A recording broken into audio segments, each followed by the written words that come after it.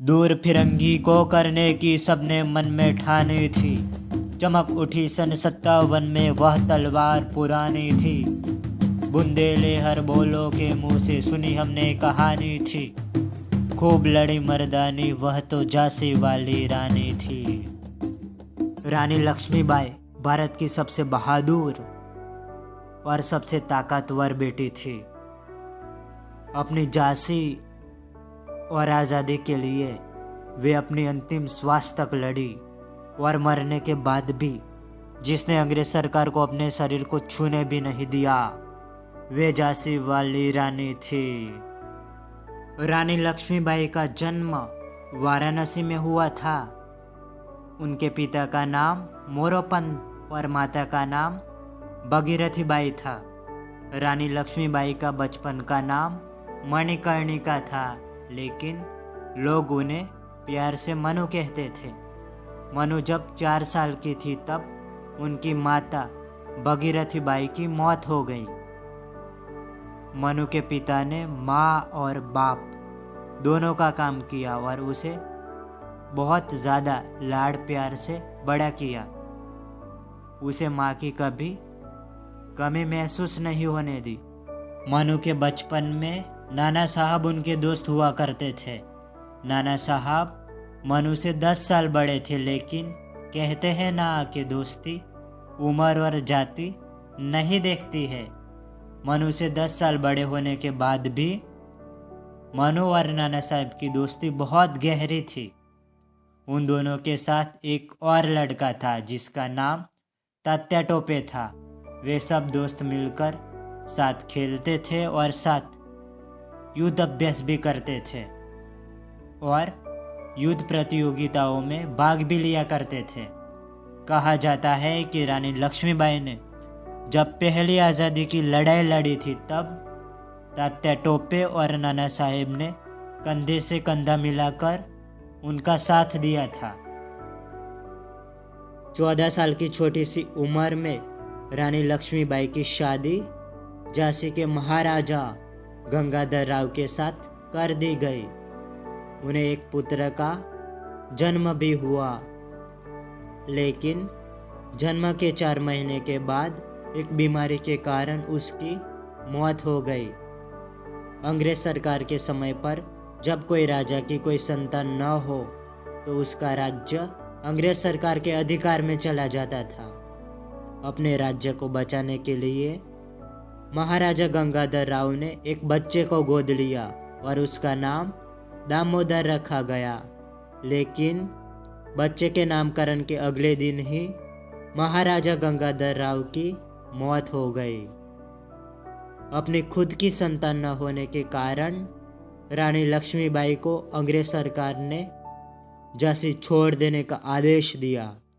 Governor general Lord Dalhousie ने झांसी पर चढ़ाई कर झांसी पर कब्जा कर लिया और रानी को सिंहासन छोड़ देने का आदेश दिया।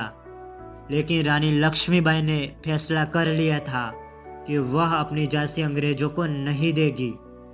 अंग्रेज सरकार के अधिकारी झांसी के किले में रानी के पास किला छोड़ देने का फरमान देने गए तो रानी ने गरज कर कहा, मैं अपनी झांसी नहीं दूंगी।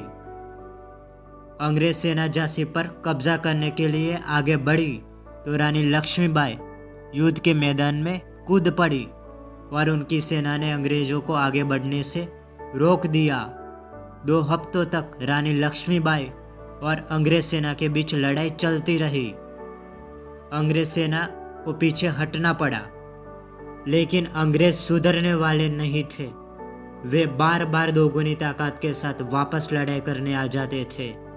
झांसी की सेना लड़ते लड़ते थक गई थी। अंग्रेजों ने धीरे धीरे झांसी पर कब्जा कर लिया। रानी लक्ष्मीबाई अपने कुछ भरोसेमंद साथियों के साथ किले से बाहर निकलने में कामयाब हो गई। रानी लक्ष्मीबाई अपने सेना के साथ कालपी जा पहुंची। वहां पहुंचकर उन्होंने ग्वालियर के किले पर चढ़ाई करने की योजना तैयार की। ग्वालियर के राजा को कुछ समझ आए उसके पहले रानी लक्ष्मीबाई ने ग्वालियर के किले पर चढ़ाई कर दी और ग्वालियर के किले पर अपना कब्जा कर लिया। उस समय ग्वालियर अंग्रेजों का गढ़ माना जाता था और रानी लक्ष्मीबाई ने अंग्रेजों के गढ़ पर ही कब्जा कर लिया। यह अंग्रेज सरकार के लिए बहुत शर्मनाक बात थी। काहेरों से भरी अंग्रेज सेना ने ग्वालियर के किले पर भी हमला कर दिया। रानी ने डट कर सामना किया। ग्वालियर की लड़ाई का दूसरा दिन था। अंग्रेजी अधिकारी रॉड्रिक ने रानी लक्ष्मीबाई को लड़ाई के मैदान में लड़ते हुए देखा था। उन्होंने घोड़े की रस्सी अपने दांतों में दबाकर रखी थी। वह दोनों हाथों से तलवार चला रही थी और एक साथ दोनों तरफ वार कर रही थी। लेकिन रानी के एक सैनिक के मुकाबले औसतन 2 ब्रिटिश सैनिक लड़ रहे थे। अचानक रानी को बाएं सीने में हल्का सा दर्द महसूस हुआ, जैसे किसी सांप ने काट लिया हो। एक अंग्रेज सैनिक ने, जिसे वह देख नहीं पाई थी, उसने सीने में संगीन घोंप दी थी। वह तेजी से पीछे मुड़ी और अपने ऊपर हमला करने वाले पर पूरी ताकत से तलवार लेकर टूट पड़ी। रानी को लगी चोट बहुत गहरी नहीं थी, लेकिन उसमें से खून बहुत तेजी से निकल रहा था। घोड़े पर दौड़ते दौड़ते उनके सामने पानी का एक छोटा सा झरना आ गया। उन्होंने सोचा कि वह घोड़े की एक छलांग लगाएगी और घोड़ा झरना पार कर जाएगा, तब उन्हें कोई नहीं पकड़ पाएगा। उन्होंने घोड़े की एड़ लगाई, लेकिन घोड़ा छलांग लगाने की बजाय इतनी तेजी से रुका कि वह करीब करीब उसकी गर्दन पर आकर लटक गई। उन्होंने फिर एड़ लगाई, लेकिन घोड़े ने 1 भी इंच आगे बढ़ने से इनकार कर दिया। तभी उन्हें लगा कि उनकी कमर की बाईं तरफ किसी ने तेजी से वार किया है। उनको राइफल की एक गोली लगी थी। रानी के बाएं हाथ से तलवार छूटकर जमीन पर गिर गई। उन्होंने एक हाथ से अपने कमर से निकल रहे खून को दबाकर रोकने की कोशिश की। तभी एक अंग्रेज सैनिक रानी की घोड़े के बगल में आ पहुंचा। उसने रानी पर वार करने के लिए अपनी तलवार ऊपर उठाई।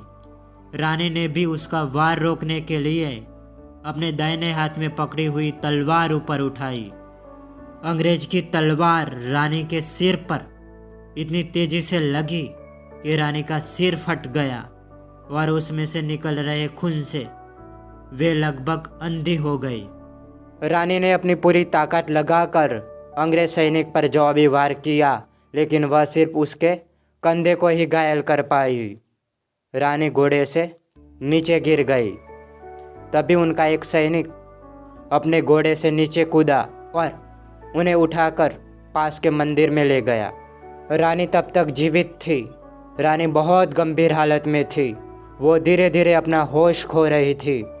दूसरी ओर मंदिर के आसपास लगातार फायरिंग चल रही थी। अंग्रेजी सैनिकों ने झांसी के सारे सैनिक मार डाले। तभी रॉड्रिक ने चिल्लाकर कहा, रानी अभी जिंदा है। वो लोग मंदिर की तरफ गए हैं। मंदिर के पुजारी ने रानी के लिए प्रार्थना शुरू कर दी थी। उनकी एक आंख अंग्रेज सैनिक के कटार से लगी हुई चोट के कारण बंद थी। उन्होंने बहुत मुश्किल से अपनी दूसरी आंख खोली। उन्हें सब कुछ धुंधला दिखाई दे रहा था। उनके मुंह से रुक रुक कर शब्द निकल रहे थे। दामोदर, मैं तुम्हें उसे तुम्हारी देख रेख में छोड़ती हूँ। उसे छावनी ले जाओ, दौड़ो, जल्दी जाओ, उसे ले जाओ। रानी का अंगरक्षक दामोदर को वहाँ से लेकर चला गया। रानी की सांस तेजी से चल रही थी। उनकी चोट से निकल रहा खून उनके फेफड़ों में घुस रहा था। अचानक उनमें जान आ गई। वह बोली, मेरा शरीर अंग्रेजों को नहीं मिलना चाहिए। यह कहते हुए उनका सिर एक और लुढ़क गया। उनकी सांसों में एक और झटका आया और सब कुछ शांत हो गया।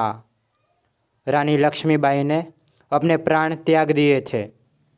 रानी के अंगरक्षक और पुजारी ने वहाँ पड़ी लकड़ियाँ समेटी और उस पर रानी का मृतदेह रखकर उन्हें जला दिया। रॉड्रिक अपनी सेना के साथ मंदिर पहुँच गया। वहाँ झांसी के सैनिकों की लाशें पड़ी हुई थी, लेकिन उन्हें तो एक ही लाश की तलाश थी, रानी लक्ष्मीबाई की। उन्होंने वहाँ देखा कि आग जल रही थी। उन्होंने अपने पैरों से आग बुझाने की कोशिश की तो वहाँ उन्हें मानव शरीर के जले हुए अवशेष मिले। रानी का शरीर लगभग पूरा जल गया था। मरने के बाद भी जिसने अंग्रेजों को अपने शरीर को छूने भी नहीं दिया, ऐसी हमारी सबसे बहादुर बेटी रानी लक्ष्मीबाई थी।